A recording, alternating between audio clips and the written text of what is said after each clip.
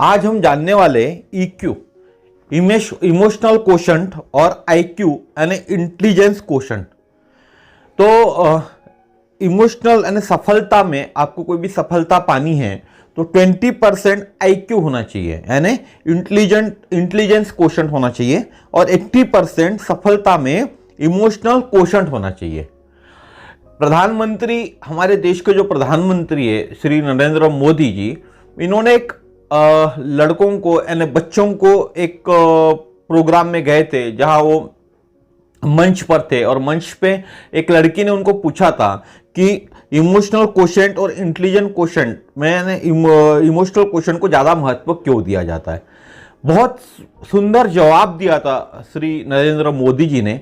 उन्होंने कहा था कि देखिए IQ यानी क्या होता है।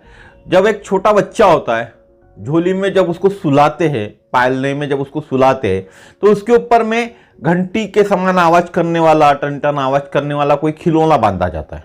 और जब बच्चा रोता है या कुछ हरकतें करता है, उसको खुश रखना है, तो माँ या घर का कोई भी सदस्य आके उस घंटी को ऐसे बजाता है तो आवाज करती है, सुंदर मधुर आवाज करती है।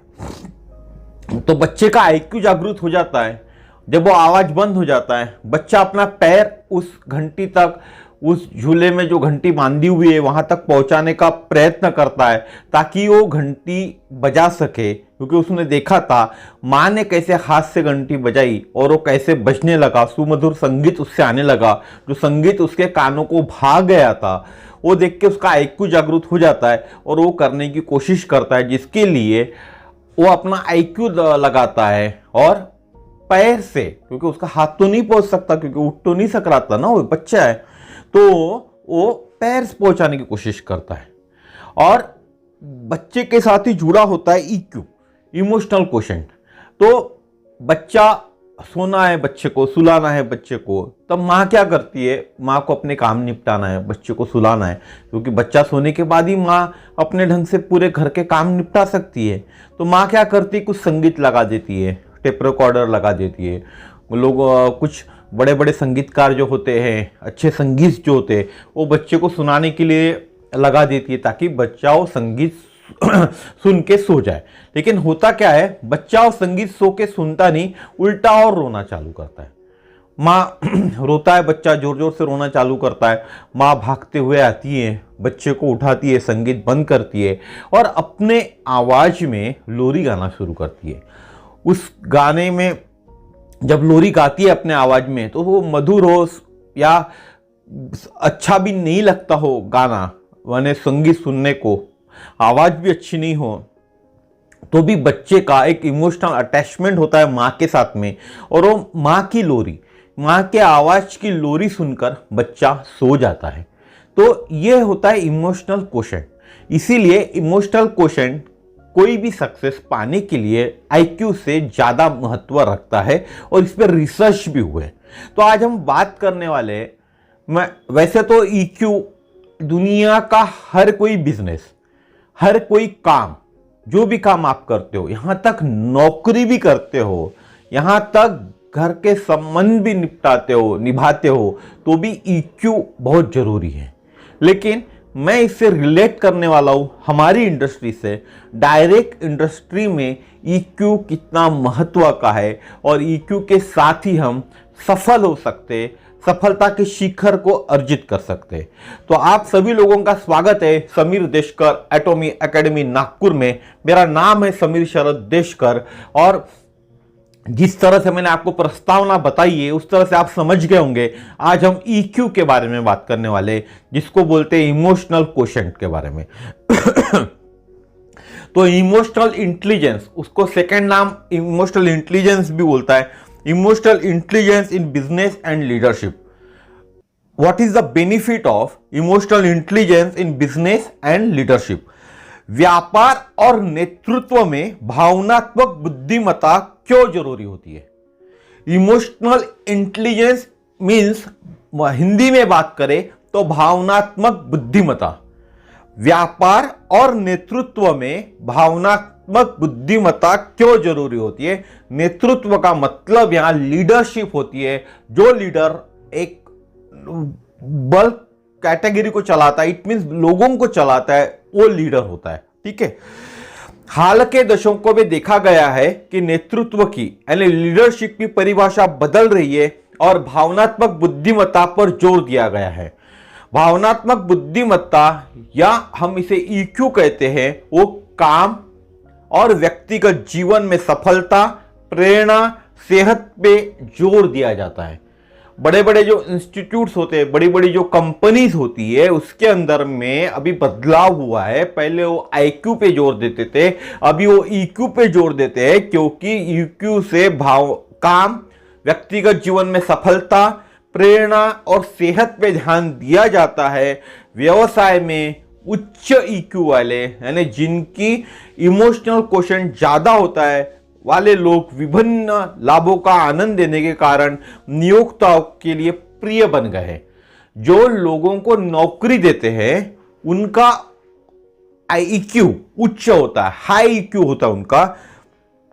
इस कारण वहां जो लोग काम करते हैं, आप बात करो गूगल समान या इसी तरह से बहुत सारी कंपनीज है, उन कंपनीज के अंदर में जो वहां काम करने वाले जो लोग हैं उनके लिए वो कंपनी प्रिय बन गई है। ठीक है, इतिहास में कुछ सबसे सफल और प्रभावशाली लोगों के पास उच्च भावनात्मक बुद्धिमत्ता थी, यानी हाई IQ था कुछ प्रभावशाली लोगों के पास, जैसे कि मार्टिन लूथर किंग, जिनका नाम है पहला मार्टिन लूथर किंग, दूसरे है जूनियर अब्राहम लिंकन, तीसरे है विंस्टन चर्चिल और Warren Buffett. Warren Buffett, junior Abraham Lincoln, इन सबका नाम आपने जरूर कहीं ना कहीं सुना होगा।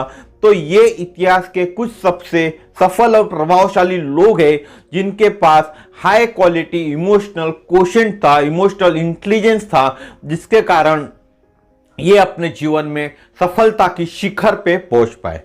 अब भावनात्मक बुद्धिमत्ता क्या है ये हम जानते हैं, यानी इमोशनल क्वोशंट या इमोशनल इंटेलिजेंस क्या है ये हम जानते हैं। भावनात्मक बुद्धिमत्ता एक व्यक्ति की अपनी भावनाओं और भावनाओं को पहचानना, समझना और प्रबंधित करने की क्षमता होती है। साथ ही साथ दूसरों की भी सेम चीजों को समझना, ये भावनात्मक बुद्धिमत्ता होती है। मनोवैज्ञानिक डैनियल गोलमैन के अनुसार भावनात्मक बुद्धिमत्ता के कुछ घटक होते हैं, निम्नलिखित 5 घटक होते हैं। अब हम उन 5 घटकों के बारे में जानेंगे। तो सबसे पहले जानते हैं हम भावनात्मक बुद्धिमत्ता क्या होती है। तो भावनात्मक बुद्धिमत्ता एक व्यक्ति अपनी भावनाओं पे, यानी मैं अपनी भावनाओं को पहचानता हूं, कंट्रोल कर सकता हूं, समझता हूं और उसको मैनेज करता हूं, प्रबंधित करने की क्षमता मेरे पास होती है। और यही क्षमता दूसरों के लिए भी, यानी दूसरों के प्रॉब्लम सॉल्व करना, उनके भावनाओं को समझना, उनके भावनाओं को पहचान कर उसके सॉल्यूशन देना, ये चीज भी मेरे पास होती है। तो मैं एक भावनात्मक बुद्धिमत्ता वाला आदमी कहलाता हूं। अब इसके लिए क्या चाहिए? Self awareness. 5 घटक होते भावनात्मक बुद्धिमत्ता वालों के पास में। पहला होता है सेल्फ अवेयरनेस, अपनी खुद की ताकत और कमजोरियों को, अपनी भावनाओं और मनोदशाओं को पहचानना और समझना, और इन चीजों से अन्य लोगों पर प्रभाव पड़ता है। हमें क्या समझना चाहिए? सेल्फ अवेयरनेस करना चाहिए, अपनी खुद की ताकत और कमजोरियों को पहचानना, अपनी भावनाओं और मनोदशाओं को पहचानना और समझना। हमारी क्या भावना है, हमारी क्या मनोदशा है, इसको भी समझना, हमारी ताकत को समझना, हमारी कमजोरियों को समझना, क्योंकि इन्हीं चीजों से अन्य लोगों पे हमारा प्रभाव पड़ता है। एक आत्म जागरूक व्यक्ति आलोचना से आसानी से नाराज नहीं होता, बल्कि सीखता है और अपनाता है। तो डायरेक्ट सेलिंग के अंदर में पहला नियम होता है, आप बहुत से लोगों को सुने भी होंगे, हर कोई कहता है सेल्फ अवेयरनेस चाहिए। तो सेल्फ अवेयरनेस किस चीज का चाहिए? हमें अपनी ताकत पहचानते आनी चाहिए, अपनी कमजोरी भी पहचानते आनी चाहिए, अपनी मनोदशा यानी भावना और जो मनोदशा है उसको पहचानते आना चाहिए, उसको समझते आना चाहिए। क्योंकि इन्हीं चीजों से जब हम डायरेक्ट मार्केटिंग करेंगे, लोगों से बात करेंगे, तो हमारा जो ये चीजें हैं इसी से हमारे लोगों पे, दूसरे लोगों पे प्रभाव गिरेगा। और आत्मजागृत व्यक्ति, अगर हम आत्मजागृत होते हैं, सेल्फ अवेयरनेस होते हैं, हमें सेल्फ अवेयरनेस आ जाता है, तो कोई भी हमको जब आलोचना करता है उस आलोचना से हम नाराज नहीं होते। अगर डायरेक्ट मार्केटिंग के करने के लिए हम जाते किसी के पास में, क्या फालतू काम कर रहा है, तो हमारी आलोचना होगी ना, तो इस आलोचना से हम नाराज नहीं होते बल्कि सीखते हैं और उस चीज को अपनाते हैं। इसीलिए फर्स्ट पॉइंट है सेल्फ अवेयरनेस हम में होना चाहिए। उसके बाद होता है स्वनियमन यानी सेल्फ रेगुलेशन। पहला हमने देखा सेल्फ अवेयरनेस, आत्मजागरूकता, दूसरा होता है स्वनियमन यानी सेल्फ रेगुलेशन। कुछ भी करने से पहले सोचना और संयम से अपनी भावनाओं को परिपक्व रूप में व्यक्त करना। कुछ भी कहना, कुछ भी बोलने से पहले सोचना और संयम से अपनी भावनाओं को परिपक्व रूप में व्यक्त करना। भावनाओं और आवेगों द्वारा नियंत्रित होने के बजाय भावनात्मक रूप से बुद्धिमान व्यक्ति आवेगों और भावनात्मक प्रतिक्रिया को नियंत्रित कर सकता है। सेल्फ रेगुलेशन होना जरूरी है। कुछ भी करने से पहले सोचना। क्या होता है, जब भी हमको कोई पूछता है हम उसके जवाब देते, बिना सोचे समझे हम उस चीज के जवाब देते या रिएक्शंस करते, कोई भी काम करते, तो कुछ भी करने के पहले हमको सोचना चाहिए और संयम बरतना चाहिए।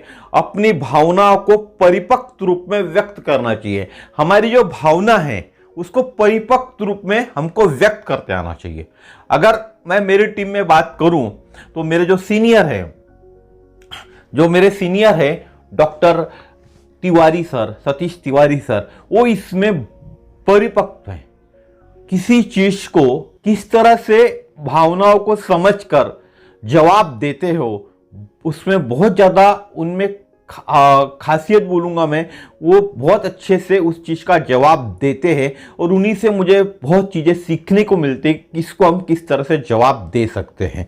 तो वो कुछ भी करने के पहले सोचते और उसके हिसाब से वो जवाब देते, तुरंत रिएक्ट नहीं करते। तो ये सेल्फ रेगुलेशन हमें होना चाहिए। उसके बाद होना चाहिए इंटरनल मोटिवेशन। मोटिवेशन तो बहुत तरीके के होते हैं। हम लोगों के वीडियोस देखते हैं, हमारे किसी ग्रेट लीडर्स को सुनते हैं, हमारे अपलाइन को सुनते हैं, तो थोड़ी देर के लिए मोटिवेशन हमें आ जाता है। लेकिन वो मोटिवेशन 10 मिनट, आधे घंटा, 1 घंटा बाद खत्म हो जाता है। तो हमको सेल्फ मोटिवेशन, हमारे अंदर में मोटिवेशन होना चाहिए, सेल्फ मोटिवेशन। जब तक हम सेल्फ मोटिवेट नहीं होंगे तब तक हम सफल नहीं हो सकते।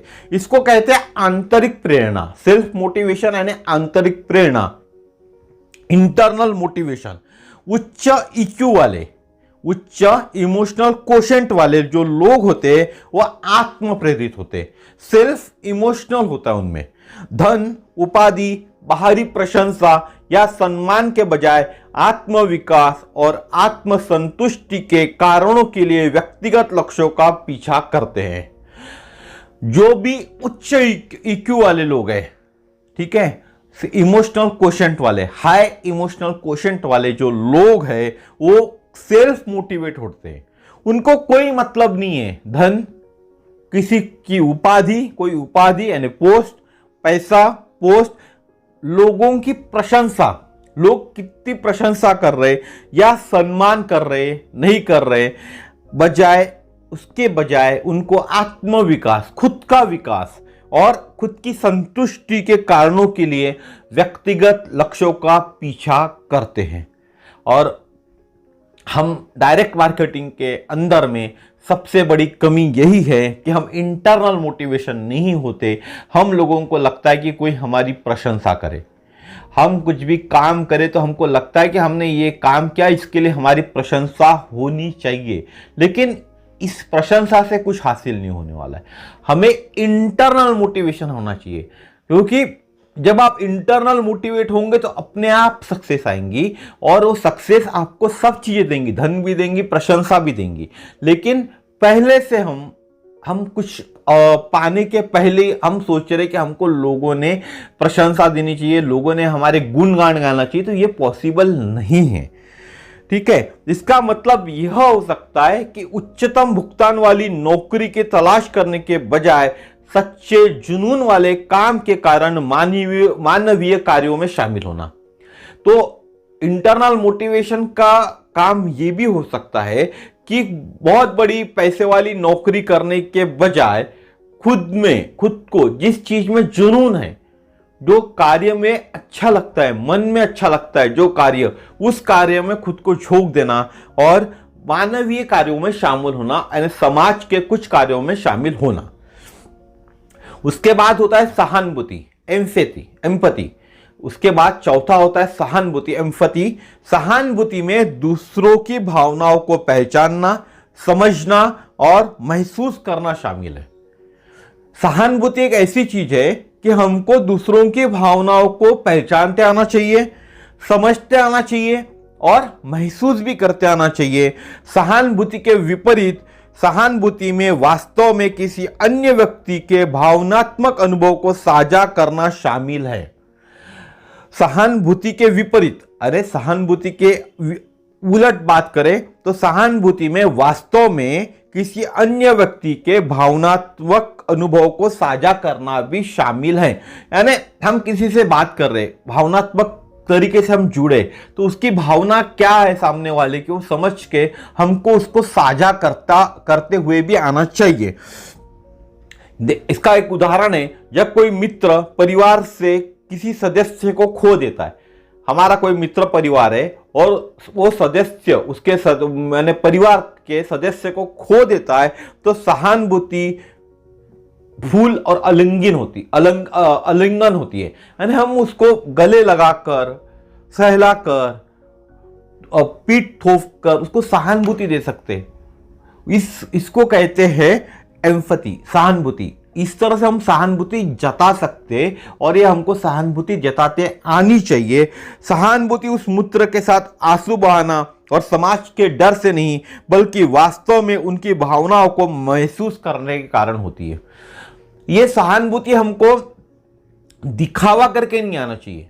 अगर हम किसी के साथ जब जुड़ते हैं, जब हमारा इमोशनल अटैचमेंट होता है, हम हमारे दोस्तों के साथ, हमारे परिवार के साथ, या हम डायरेक्ट मार्केटिंग में भी हमारी फैमिली बोलते, तो हमारी सहानुभूति होनी चाहिए। उस सहानुभूति को हमको सिर्फ एज ए दिखावा, यानी किसी क्या कोई डेथ हो गई तो सिर्फ दिखावे के कारण हम उसको मैसेज कर रहे या उसके पास जाकर उसको सहानुभूति दे रहे दिखावे के लिए, ये चीज नहीं होनी चाहिए। वो सहानुभूति हमको हमारे दिल से आनी चाहिए, सिर्फ दिखावे के लिए सहानुभूति होनी नहीं चाहिए। सहानुभूति रखने वाले लोग वास्तव में दूसरों की जरूरतों को समझते और उनका जवाब भी देते हैं। जो लोग सहानुभूति रखते हैं वो दूसरों को वास्तव में समझते हैं और उनकी जरूरतों को समझकर उनका जवाब भी देते हैं। इसमें मैं मेरे great upline Shri Gautam sir का नाम लूंगा, जो इस चीज में एम्पैथी, सहानुभूति को बहुत अच्छी तरह से समझते हैं और उसके हिसाब से वो कार्य भी करते हैं। जबरदस्ती किसी के पास जाकर लोगों को दिखावा करने का काम वो नहीं करते।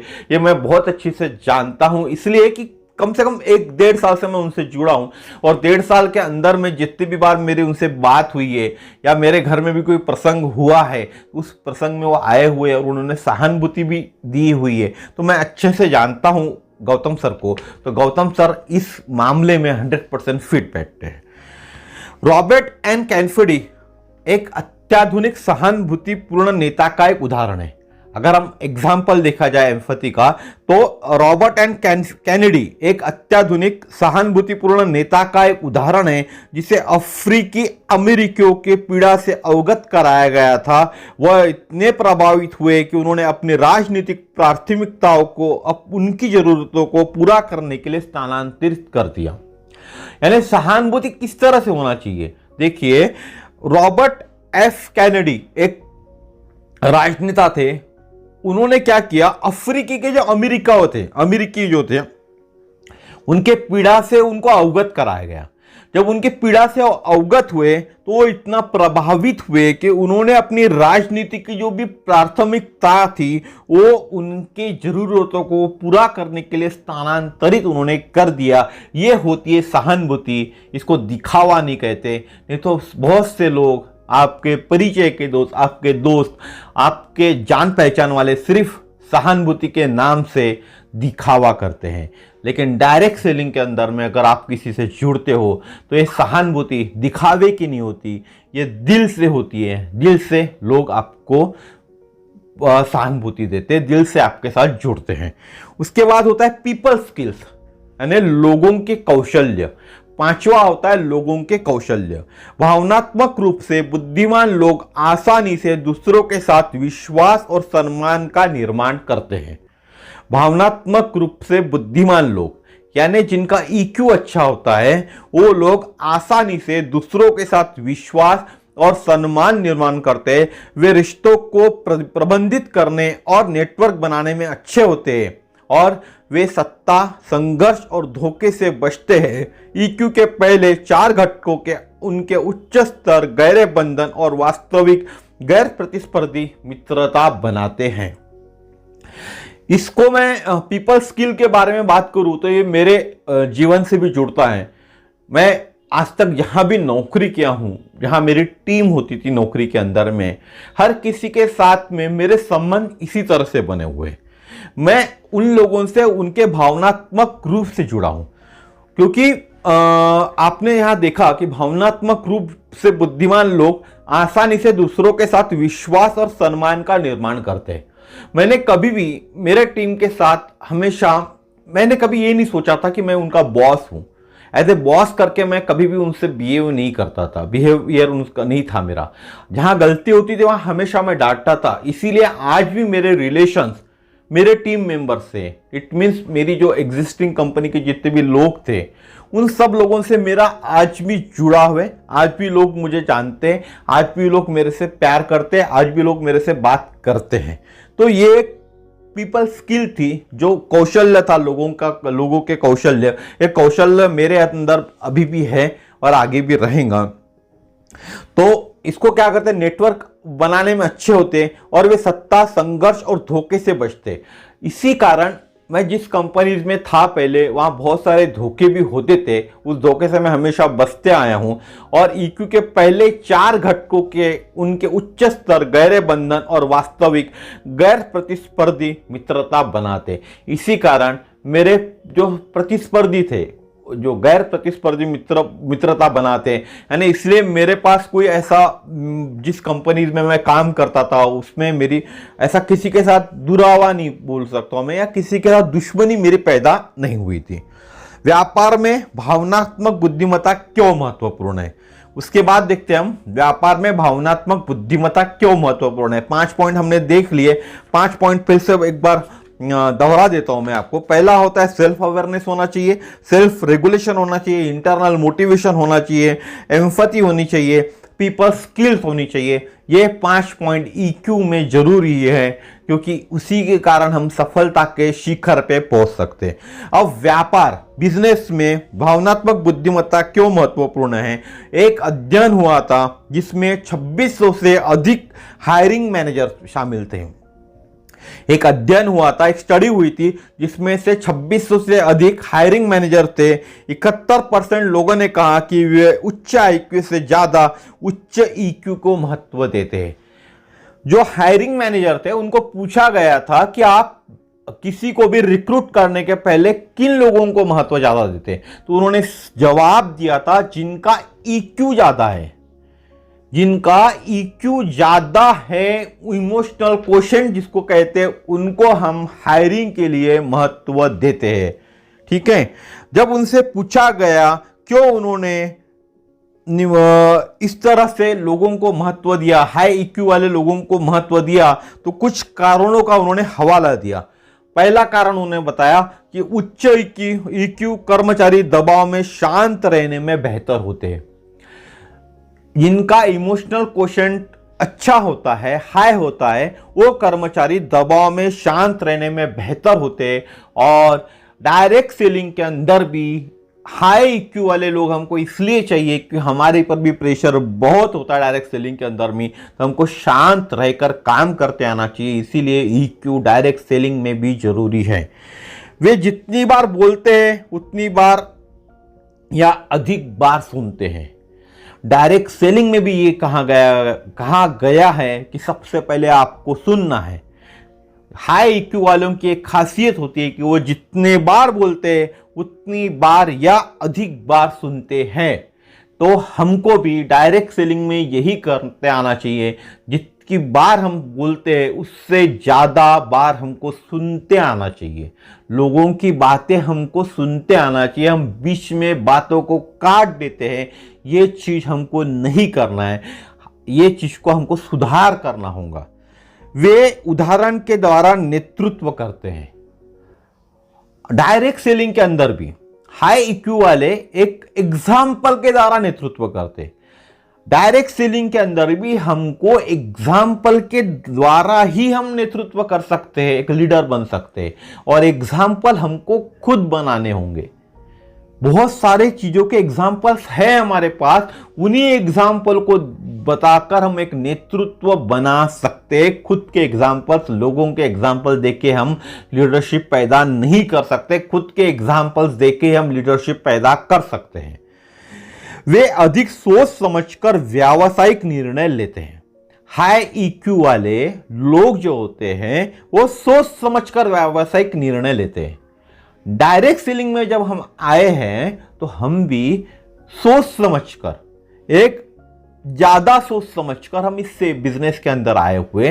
लेकिन प्रॉब्लम क्या होता है, हम लोग यहां टाइम देने के लिए तैयार नहीं होते। हमको टाइम देना पड़ेगा ना। अगर हम अच्छी कंपनी में आए हुए सोच समझकर, तो हमको हमारा जीवन के 5 साल 10 साल 15 साल इस इंडस्ट्री में एक कंपनी में देने होंगे। आपने देखा होगा कि सोनू शर्मा समान लीडर भी 10 साल 15 साल एक कंपनी में थे, उसके बाद उन्होंने वेस्टीज ज्वाइन की। बड़े बड़े जो सक्सेसफुल लीडर्स हो चुके, एक ही कंपनी में 10-10 साल उन्होंने दिए। ऐसा नहीं किए कि हर 6 महीने में, साल भर में कंपनी छोड़ के दूसरे कंपनी वो गए हुए। तो ये लीडरशिप अगर आप बोलोगे तो EQ, इमोशनल क्वोशंट के ये एग्जाम्पल्स है, ये हमको फॉलो करने होंगे। उसके बाद होता है वे आलोचना को अच्छी तरह से लेते हैं और अपने गलतियों को स्वीकार करते हैं और उनसे सीखते हैं। हाई IQ वाले लोग आलोचना को अच्छी तरह से लेते हैं और अपनी गलतियों को स्वीकार करते हैं और उनसे सीखते हैं। हमारे में प्रॉब्लम होता है कि हमारी किसी ने आलोचना की। बहुत से एग्जाम्पल्स है, मेरे साथ भी एग्जाम्पल्स होते हैं। किसी के मैंने आलोचना की तो लोगों को अच्छा नहीं लगता, लेकिन इस चीज को सुधारना पड़ेगा हमको। हमारी किसी ने आलोचना की तो हमको उसको समझना पड़ेगा, उसको हमको पॉजिटिव वे से हमको लेना पड़ेगा उस आलोचना को, और अपनी क्या गलती है। आलोचना हुई अगर, तो कुछ ना कुछ तो गलती हुई ना, तो उस गलती को सीखकर समझना पड़ेगा, तो ही हम आगे बढ़ सकते हैं। देखिए, मैं कभी भी YouTube चैनल पे वीडियोस बनाना मैं कभी सोचा भी नहीं था।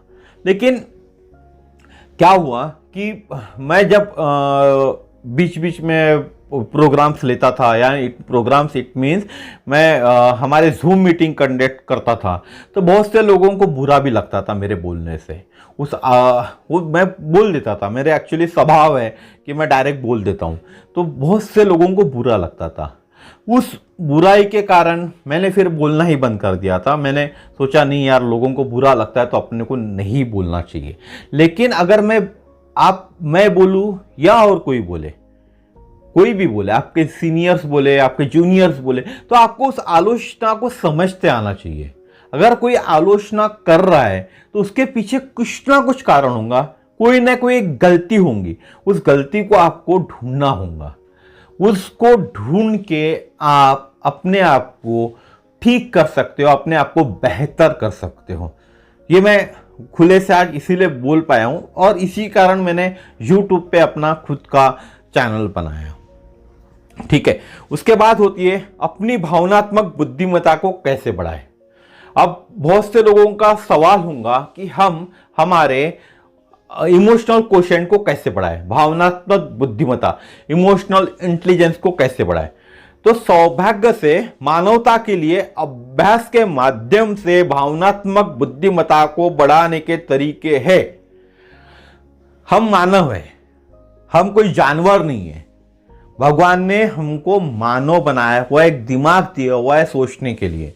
तो इस दिमाग से, सौभाग्य से हम मानव हैं, तो हम अपनी बुद्धिमत्ता को बढ़ा सकते हैं। और उसके लिए हमको क्या करना पड़ेगा? अभ्यास। और विदाउट अभ्यास हम अपनी भावनात्मक बुद्धिमत्ता को नहीं बढ़ा सकते। सबसे पहले बोलने से, अभिनय करने या प्रतिक्रिया देने से पहले रुके। हमें कहीं भी कुछ बोलना है, प्रतिक्रिया देना है या अभिनय करना है, तो उसके पहले हमको रुकना चाहिए। यह प्रारंभिक आवेगों को फीका करने की अनुमति देता है और अविरल प्रतिबिंब और तर्क होने के लिए जरूरी है। कोई भी चीज, कहीं भी हमको बोलना है, अभिनय करना है, प्रतिक्रिया देना है कोई भी चीज के लिए, तो पहले रुकना चाहिए। और प्रारंभिक आवेगों को फीका करने की अनुमति देता है। हम कहीं बैठे हुए हैं, हमारा 1 to 1 हो रहा है और सामने वाले ने हमसे बहुत ज्यादा बहस कर लिया, अभी हमको बोलना है, तो थोड़ी देर हमको पॉज लेना चाहिए। क्योंकि तुरंत हम बोल बैठे, मैंने तू मैं हमारी हो रही है किसी के साथ में मेरी, और मैं तुरंत बोल बैठूं, तो आवेगों के ऊपर में मेरा कंट्रोल नहीं रहेगा। थोड़ा मैं गैप दूं, थोड़ा रुकूं, सांस लूं, गहरी सांस लेके जवाब दूं, तो मेरा आवेगों के ऊपर में कंट्रोल हो जाएगा। तो ये चीज हमको करनी पड़ेगी स्टार्टिंग में, ठीक है। उसके बाद दूसरों की सुने। हमारी ये प्रॉब्लम है कि हम दूसरों की सुनना ही नहीं चाहते। तो हमको पहले दूसरों की सुनने की आदत डालनी होगी। डायरेक्ट मार्केटिंग में भी यही कहा जाता है, पहले आपको दूसरों की सुनने की आदत डालनी होगी। सुनना हमें दूसरों की जरूरतें और भावनाओं को बेहतर ढंग से समझने की अनुमति देता है। अगर हम किसी को सुनते हैं, हमको डायरेक्ट मार्केटिंग में बिजनेस करना है, तो हमको उसकी प्रॉब्लम समझना पड़ेगी ना। प्रॉब्लम समझने के लिए उसको सुनना पड़ेगा। जब उसको सुनेंगे तब उसकी जरूरतें और भावनाओं को बेहतर ढंग से समझ पाएंगे। सुनना किसी की अपनी जरूरतों से ध्यान हटा देता है और इसे सभी की जरूरतों पर स्थानांतरित कर देता है, जिससे बेहतर समाधान सक्षम होते, जो अधिक लोगों को लाभान्वित करते हैं। अगर हम सुनते हैं किसी की बात में, तो अपनी जरूरतों से हम ध्यान हटा देते हैं और इसे सभी की जरूरतों पर स्थानांतरित कर देते। एक आदमी को जो जरूरत है, हो सकता है वो लाखों लोगों की जरूरत होगी। जब हम सुनेंगे तो उस चीज को हम अदर्स लोगों के लिए भी लाभान्वित कर सकते हैं। इसीलिए हमको सुनना चाहिए, लोगों को सुनने की आदत हमको डालनी होगी। अपने विचारों को नियंत्रित करने का प्रयास करें। हमारे जो खुद के विचार है उसको हमको नियंत्रित करने का प्रयास करना चाहिए।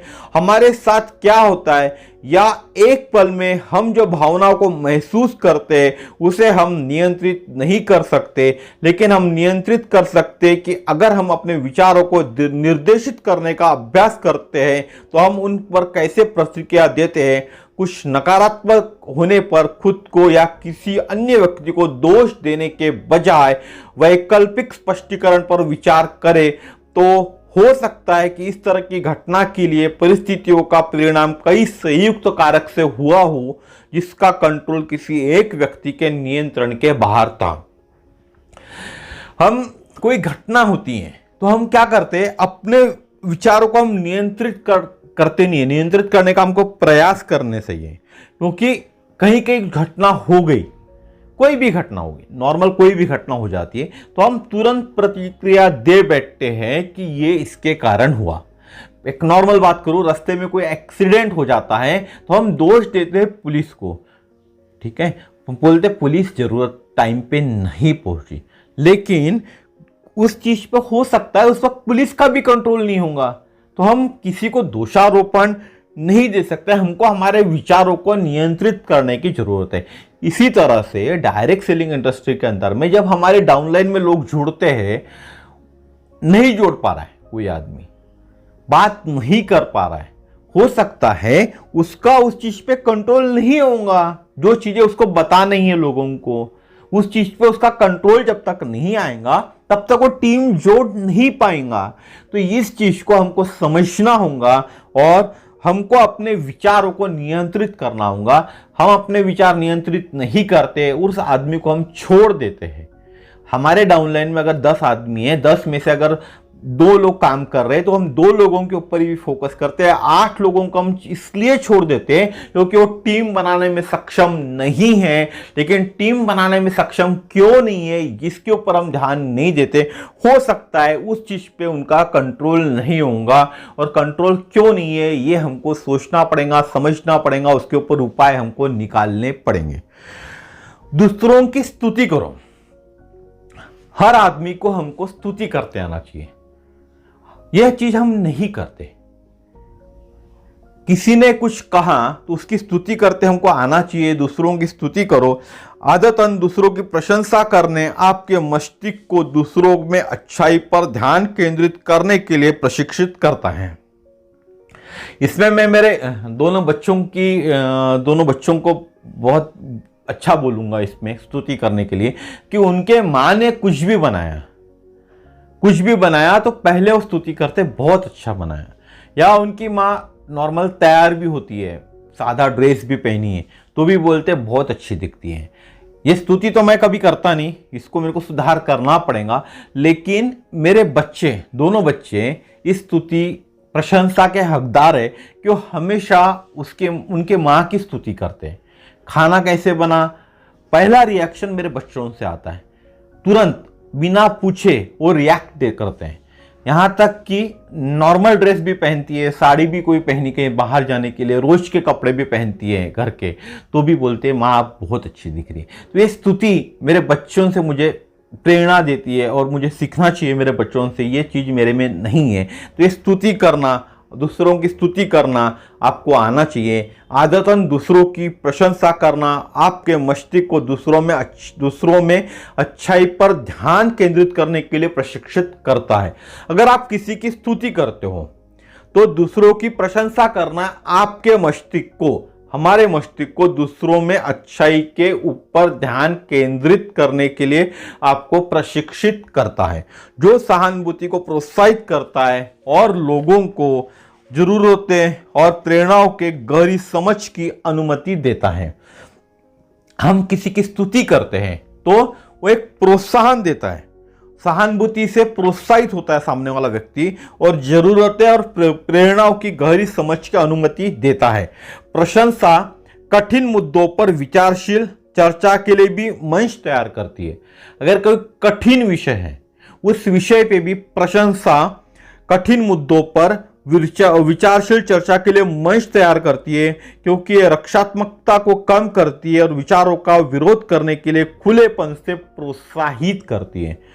रक्षात्मक को कम करती है और विचारों का विरोध करने के लिए खुलेपन से प्रोत्साहित भी करती है। इसीलिए हमको प्रशंसा करते आनी चाहिए।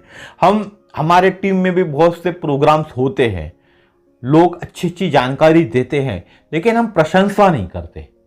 हमें सामने वाले की प्रशंसा करते आनी चाहिए, क्योंकि जब हम डायरेक्ट मार्केटिंग से जुड़े हुए तो डायरेक्ट मार्केटिंग में भी हमको लोगों की जिन्होंने जानकारी दिए उसकी हमको प्रशंसा करते आनी चाहिए। अगर मैं बात करूं तो श्री रितेश रंगारी जी जो है, उनके चैनल के ऊपर में एक 13 साल का लड़का बहुत अच्छी जानकारी देता है प्रोडक्टों के बारे में, उसकी ऊपर प्रशंसा करती आनी चाहिए, प्रशंसा करना चाहिए। एक 13 साल का लड़का जो एटॉमिक प्रोडक्ट्स के बारे में पूरी जानकारी देता है तो उसकी प्रशंसा हमको 100% करनी चाहिए। बहुत अच्छी जानकारी देता हो 13 साल का लड़का, तो हमको हमेशा उसकी प्रशंसा करनी चाहिए ताकि वो प्रोत्साहित हुए और आगे भी हम उससे बात कर सकते। एक प्रोत्साहन उससे मिलता है और खुलेपन, विचारों का विरोध करने के लिए खुलेपन को प्रोत्साहित भी ये चीज करती है। हम हमारे विचारों को भी रख सकते हैं और उसको भी प्रोत्साहन मिलता है नई नई चीजों को करने के लिए। आलोचना पर चिंतन करें। अगर कोई हमारी आलोचना करता है तो उसके ऊपर हमको चिंतन करना चाहिए और उससे बढ़ने के तरीकों की तलाश करें। आलोचना कभी कभी आहत करने वाली हो सकती है, लेकिन यह हमेशा मददगार होती है। आलोचना पर हमको चिंतन करना चाहिए और उसके बढ़ने के तरीकों की भी तलाश करना चाहिए। कभी कभी आलोचना बहुत ज्यादा बढ़ जाती है, तो क्यों बढ़ी है, हमारी आलोचना क्यों बढ़ रही है, उसके कारणों का भी हमको तलाश करना चाहिए। आलोचना बहुत बार आहत कर देती है। अगर मैं किसी की आलोचना कर रहा हूं, मैं मेरे सीनियर बात करूं तो गौतम सर या तिवारी सर की आलोचना कर रहा हूं, तो यह आहत कर सकती है उनको। तो आहत करने वाली होती है, हो करती है, लेकिन हमेशा यह मददगार होती है। लेकिन मैं अगर किसी की आलोचना कर रहा हूं तो वो मददगार हो सकती है, क्योंकि यह हमें सच्ची बाहरी दृष्टिकोणों से अवगत कराती है। यह हमारे को हमारी दृष्टिकोण से, सच्चे दृष्टिकोण से, बाहरी दृष्टिकोण से अवगत कराती है। आलोचना की स्थिति में अपने आप से पूछे, मैं इससे कैसे सुधारूं और विकास कर सकता हूं। अगर कोई चीज में आपकी कोई आलोचना कर रहा है तो हमको उस चीज में सुधार लाना पड़ेगा। मैं इसको अपने आप को हमको पूछना पड़ेगा।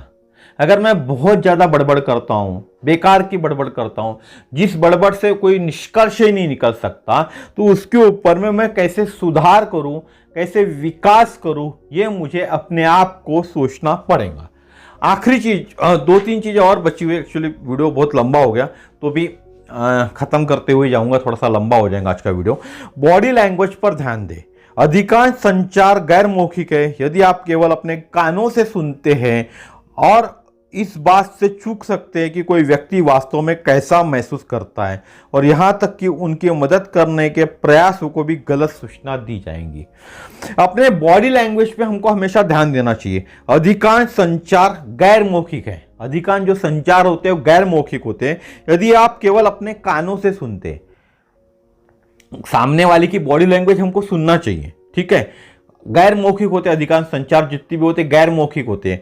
यदि आप केवल अपने कानों से सुनते हैं, अगर मैं कोई वीडियो है आप अपने कानों से सुन रहे हो, उसकी बॉडी लैंग्वेज नहीं देख रहे हो, तो आप इस बात से चूक सकते हैं कि कोई व्यक्ति वास्तव में कैसा महसूस कर सकता है। जब आप उसकी बॉडी लैंग्वेज देखोगे तो आपको समझ में आएगा कि कोई व्यक्ति कैसा महसूस कर सकता है, और यहां तक कि उनकी मदद करने के प्रयासों की भी गलत सूचना दी जाएंगी, ठीक है। उसके बाद होते क्षमा मांगना, सॉरी कहना। सॉरी कहना हमको आना चाहिए। बहुत सी चीजों में सॉरी कहना हमको आना चाहिए जो हम नहीं कहते। इरादों को गलत समझा जाता है और भावनाएं नियमित रूप से आहत होती है। क्षमा मांगना करुणा दिखाती है और विश्वास और सम्मान का निर्माण करते हुए हमें एक दूसरे को बेहतर ढंग से समझने के लिए प्रोत्साहित करती है। हमें हमारे डाउनलाइन में कोई चीज हो गई, गलत हमने कर ली, गलत हमने जानकारी दे दी, तो हमको सॉरी बोलते आना चाहिए, ना कि उस पर हमको पर्दा डालना चाहिए, क्योंकि नहीं तो हमको हमारे इरादों को गलत समझा जाता है और भावनाएं उसके कारण आहत होती है। हमारी किसी के साथ भावना जुड़ी हुई है और भावना उसके कारण आहत होती है। क्षमा मांगने से करुणा दिखाता है और विश्वास और सम्मान का निर्माण करते हुए हमें एक दूसरे को बेहतर ढंग से समझने के लिए प्रोत्साहित करता है।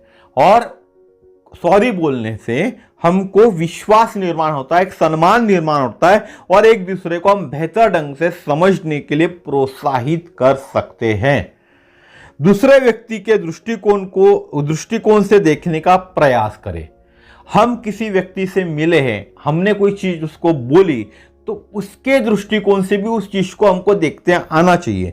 जब असहमति हो तो उन जरूरतों, प्रेरणा और भावनाओं पर विचार करें जो दूसरों की प्राथमिकताओं और विचारों को आकार दे सकती है।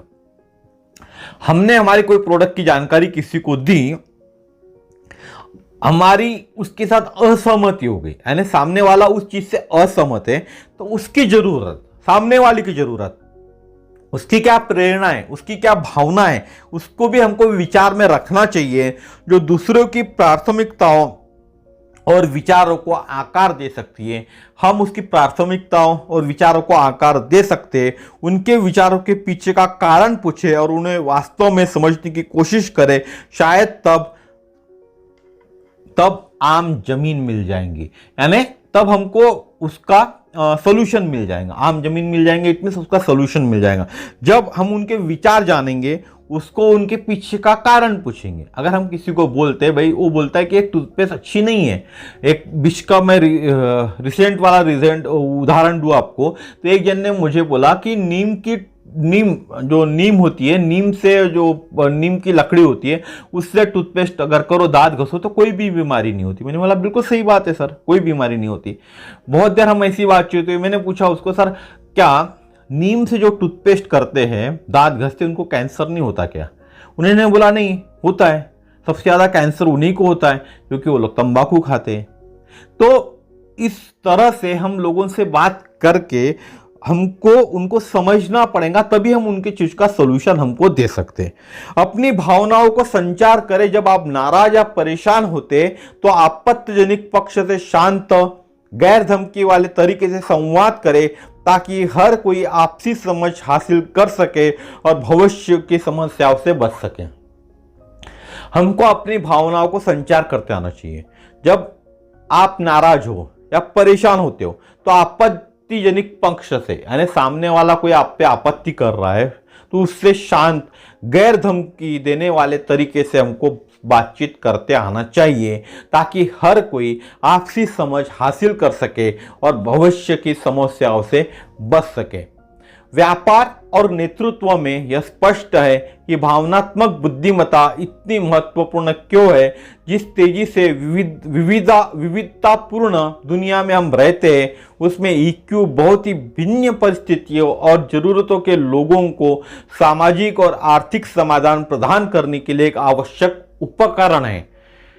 इस आखिरी चीज को हम समझते हैं कि व्यापार यानी बिजनेस और लीडरशिप में यह स्पष्ट है कि भावनात्मक बुद्धिमत्ता EQ इतना महत्वपूर्ण इसलिए है कि जिस तेजी से विविधतापूर्ण दुनिया में हम रहते, हम जिस दुनिया में रहते हैं, भारत में रहते हैं, तो विविधतापूर्ण देश में हम रहते हैं, उसमें EQ बहुत ही भिन्न परिस्थितियों और जरूरतों के लोगों को सामाजिक और आर्थिक समाधान प्रदान करने के लिए एक आवश्यक माध्यम है या उपकरण है। इसीलिए EQ बहुत जरूरी है। इसीलिए EQ को 80% सफलता के रूप में माना जाता है और IQ को 20% दिया जाता है। आज का वीडियो काफी लंबा हो गया, उसके लिए मैं सॉरी बोलूंगा, क्योंकि विषय EQ का था, इसलिए बड़ा विषय हो गया।